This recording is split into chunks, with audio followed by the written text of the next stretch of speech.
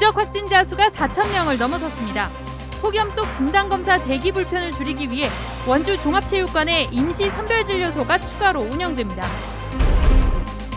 코로나 유행으로 농촌도 큰 타격을 입고 있습니다.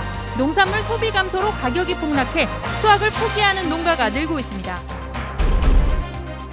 강원도 배달앱 일단 시켜가 원주와 횡성, 영월로 서비스를 확대했습니다. 하지만 기대만큼 이용이 늘지 않아 활성화 대책 마련이 필요해 보입니다.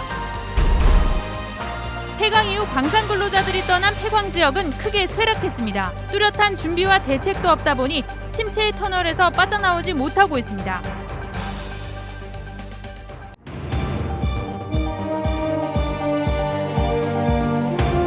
여러분 안녕하십니까? 계속해서 원주에서 전해드립니다. 도내 누적 확진자가 4,000명을 넘어선 가운데 오늘 39명의 신규 확진자가 발생했습니다. 오늘 강릉이 14명, 속초, 양양에서 각각 5명, 원주에서 4명, 홍천에서 5명, 평창과 동해에서 각 2명, 춘천과 태백에서도 1명씩이 추가됐습니다.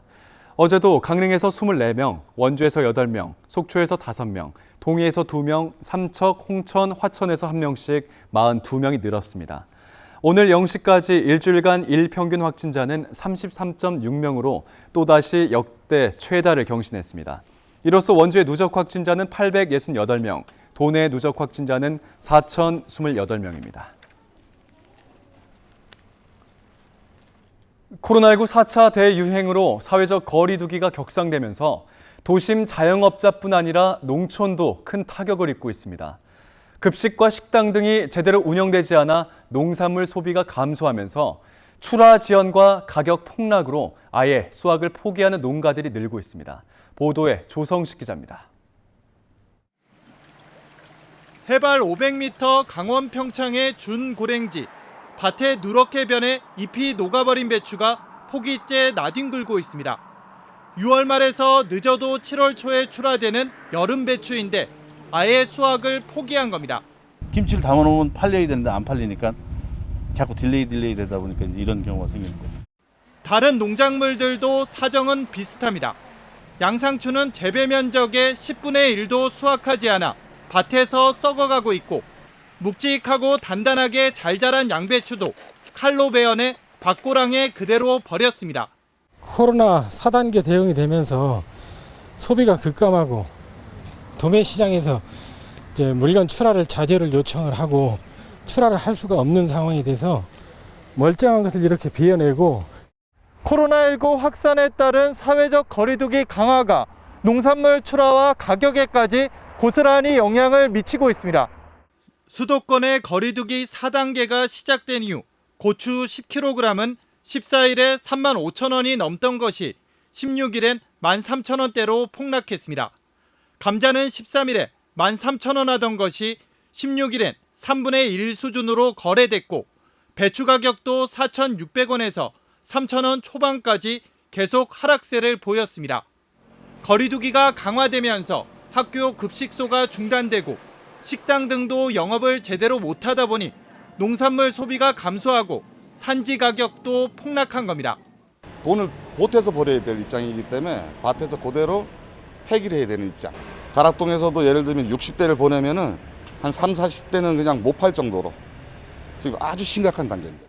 코로나19 이후 농촌 일손 부족도 심각한 상황에서 4차 대유행에 따른 거리두기 격상으로 당장 농산물을 출하해야 하는 농가들은 파산 위기에 내몰리고 있습니다. MBC 뉴스 조성식입니다. 배달 수수료가 없는 강원형 배달 앱인 일단 시켜 서비스가 확대되고 있습니다. 도내 9개 시군에서 이용 가능하고 연말이면 전체 시군까지 확대될 예정인데 실제 이용 실적은 저조해서 대책 마련이 필요한 실정입니다. 권기만 기자가 취재했습니다. 강원도형 배달앱 일단 시켜를 원주와 횡성, 영월에서도 이용할 수 있게 됐습니다. 스마트폰으로 어플리케이션을 다운받아 누구나 편리하게 이용할 수 있습니다. 전국 단위 민간 배달앱을 이용하면 주문 금액의 10에서 20%에 육박하는 배달 수수료, 결제 수수료 등을 업주가 부담해야 하는데 일단 시켜는 이런 수수료뿐만 아니라 입점비, 광고비 부담도 없습니다.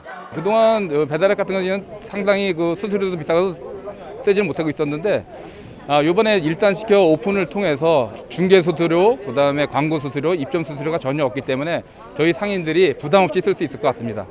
강원 상품권은 물론 원주사랑 상품권 같은 지역 화폐로도 결제가 가능합니다.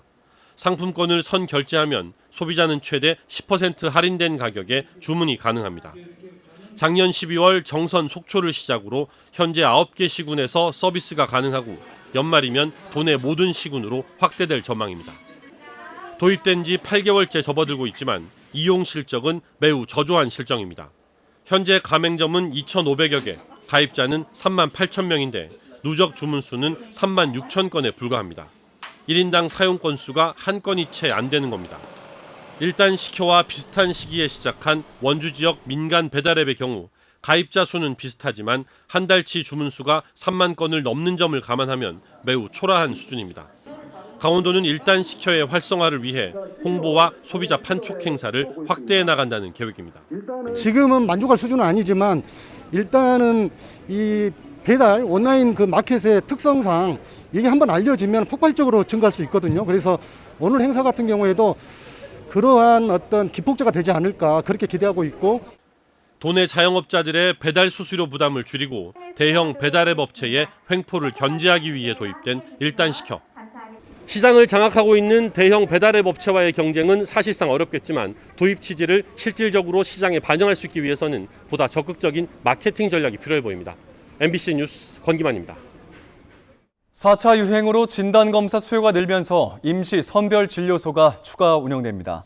원주시는 검체 채취와 행정인력 등 10명을 투입해 원주 종합체육관 지하에 임시 선별진료소를 설치하고 내일부터 평일 오전 10시부터 오후 4시까지 운영한다고 밝혔습니다.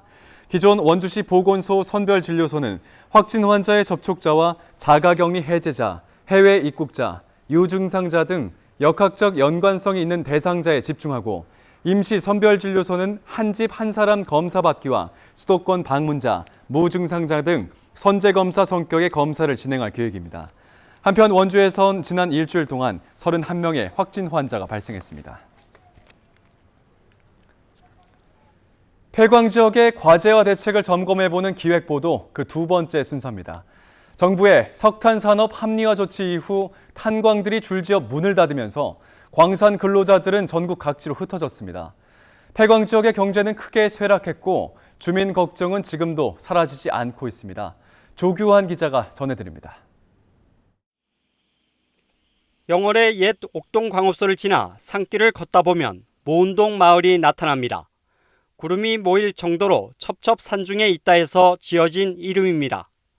한창 탄광이 운영될 때는 마을 주민이 최대 10,000명을 훌쩍 넘었습니다. 그러나 탄광이 문을 닫기 몇 해 전부터 마을은 급격히 쪼그라들기 시작했습니다. 문 닫는다 하니까 한 사람 두 사람 나가기 시작하니까 여기 다 광산이 문 닫고 뭐 극장도 망해지 있던 게 다 딴 데로 가버렸지. 면 소질 있던 게 딴 데로 다 나갔죠. 어디 소득이 없잖아요. 그러니까 인근 농촌에 밤매로 와라. 그러니까 밤매로 가야 되는데 차 타고 가야 되잖아요. 버스비도 없어가지고. 영월 지역의 석탄 운반 거점인 석항역을 지나 정성군 신동읍에 들어서면 한백마을이 있습니다. 일제강점기 때부터 탄광이 개발되기 시작해 1950년대부터 석공 한백광업소가 운영됐던 곳입니다. 하지만 지난 1993년 한백광업소가 문을 닫자 호황의 흔적은 거의 사라졌습니다. 그때 인구는 28,000이 넘어섰었으니까 굉장히 많았죠. 또 한백초등학교도 지금은 100여 명 남짓 겨우겨우 되고 있지만은 그때만 해도 2,800명이 넘는 학생들이 학교를 다닐 정도였으니까 그 규모는 이루 말할 수가 없죠. 전국 7개 폐광지역 인구는 한때 최대 100만 명 가까이 됐습니다. 그러나 석탄산업 합리화 조치가 이뤄지면서 인구가 급격히 줄어 지난해까지 절반 밑으로 뚝 떨어졌습니다. 특히 폐광 지역에서 경제적인 활동이 왕성한 청년 등의 생산 가능 인구가 급감했습니다. 또 임신 가능한 여성 인구는 고령 인구의 절반도 되지 않아 지방 소멸 위험 단계에 이미 진입했습니다. 폐광 지역은 그런 도시 환경보다는 일자리가 가장 중요한 것 같아요. 그러니까 일자리가 없으니까 그 사람들이 아무리 교육 환경이 좋다고 해도 떠날 수밖에 없는 상황이잖아요. 이렇다 보니 폐강지역 재정 자립도는 전국 평균에 크게 못 미치고 지역 내 총 생산도 상대적으로 많이 낮습니다. 뚜렷한 준비와 대책 없이 지역 경제를 떠받치던 탄광들이 빠르게 문을 닫은 탓에 폐강 지역은 아직도 침체의 터널에서 빠져나오지 못하고 있습니다. MBC 뉴스 조규환입니다. KBS 수신료 인상에 반대하며 원주 뉴스 정상화를 촉구하는 기자회견이 오늘 원주시청에서 열렸습니다. 원주 KBS 폐쇄 반대 범시민 대책에는 지역 방송국 정상화 없는 수신료 인상은 원주 시민들을 우롱하고 지역을 2번 고사시키는 행위로 즉각 백지화하고 철회돼야 한다며 KBS 이사회가 의결한 수신료 52% 인상안을 비판했습니다. 대책위는 또 수신료 인상 결사 반대 투쟁과 시민 권기대회 등 원주 방송국 정상화를 위한 투쟁을 예고했습니다. 현재 원주 방송국의 TV 방송 기능과 인력은 춘천으로 이전해 라디오 일부 기능만 유지되고 있고 원동 사옥 매각도 추진 중인 것으로 알려졌습니다.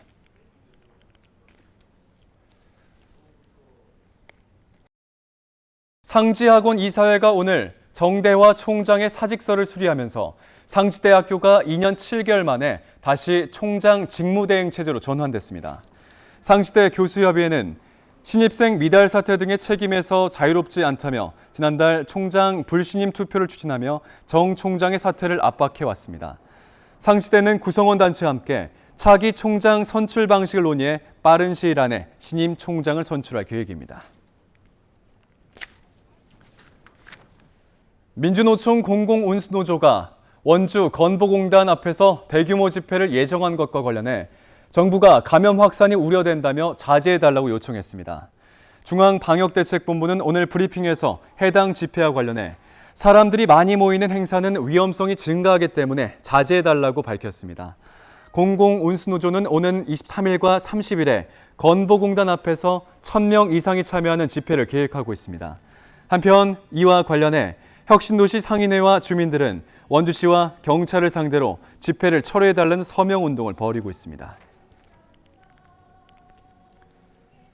원주의 한 여자고등학교에서 복장 검사를 한다며 치마를 들춘 것이 확인되면서 비슷한 일이 일선 학교에서 벌어지는지 도교육청이 일제 점검에 나섭니다. 강원도 교육청은 지난 14일 원주 A여고 교사들이 교복 불시 검사를 진행했고 한 교사가 의자 위에 올라선 학생의 치마와 상의를 허락 없이 들춘 사실을 확인했다고 밝혔습니다. 논란이 커지자 학교 교장과 교사 등이 해당 학급 학생들에게 사과했고 교육청은 도내 637개 학교의 생활 규정을 전수 검사해 반인권적인 생활 지도가 이루어지지 않도록 할 계획입니다. 또 교과와 교훈 속에 순결, 건화 등 성차별적인 요소를 찾아 개선을 추진합니다. 오늘 새벽 5시 20분쯤 평창군 대관령면의 한 채소밭에서 50대 남성이 야생동물 퇴치용 전기 울타리에 발목이 감겨 숨진 채 발견됐습니다. 이 남성은 고랭지 밭에서 일을 하기 위해 함께 대관령을 찾았던 동료에 의해 발견됐으며 신고를 받고 119 구급대와 경찰이 출동했지만 이미 숨져 있었습니다. 경찰은 전기 울타리에 감전사했을 가능성이 있는지 농장주 등을 상대로 사고 경위를 조사하고 있습니다. 한편 지난 16일 원주시 문마급 비두리 야산에서 백골 사체가 발견돼 경찰이 국과수 부검을 토대로 사망자 신원과 사고 경위를 조사하는 중입니다. 원주 모 초등학교 여교사들이 교장에게 성희롱을 당해왔다며 강원도 교육청에 감사를 청구했습니다.